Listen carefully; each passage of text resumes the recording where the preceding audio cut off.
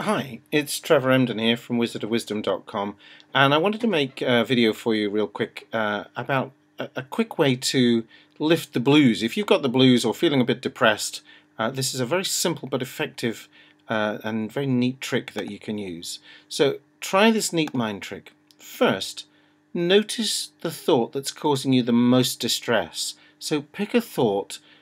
You need to just stop and listen to your mind, as it were. And maybe you'll have thoughts like, oh, I'll never get anywhere with this, or I can't do such and such, or I'm hopeless at whatever it is. So you have to fill in the blank. Find the thought that's causing you the most distress, and the one you want to choose, the hot one. Root around inside your brain to make sure you've picked one that's giving you the biggest ouch or stopping you from moving forward in some area of your life. Okay? So I'm running through this fast, but you'll need to take, 10 minutes or so to maybe. Some people do it faster, some people do it in 10 seconds. So whatever's right for you, but don't think, oh, I didn't get that right first time, so it's not working. I'm just running through the method real quick here so that you can get the hang of it. So next, when you've found the thought, on a scale of 0 to 100, of distress, with 100 being like, oh wow, that's this is bigger than Everest to climb, and 0 being no problem, where does that thought rank? It's likely to be quite a high number. Okay, so that's fine. Just give it a number in your mind. There's no right or wrongs about that. Just give it a number. Next comes the magic. Now, ask yourself this question about the thought. Do I know for sure if that's 100% true? So if you're thinking something like, I'm no good at XYZ, is that absolutely 100% true, that you're really no good at something? Or this is hopeless? Is that 100% true? There's really absolutely zero hope?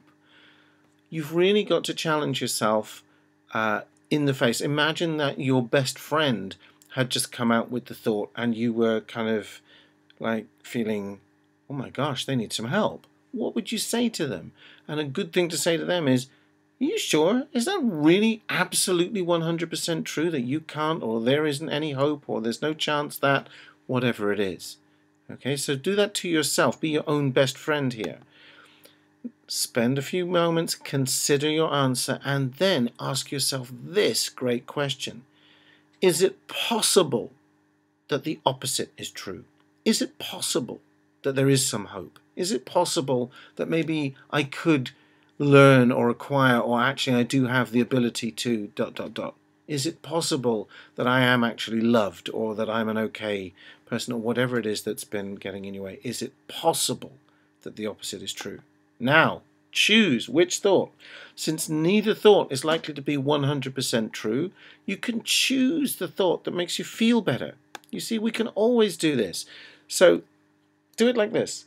If thought A is the one that's distressing you, so thought A is like, I'm hopeless at, or about, or I'm a hopeless person if you're feeling that bad.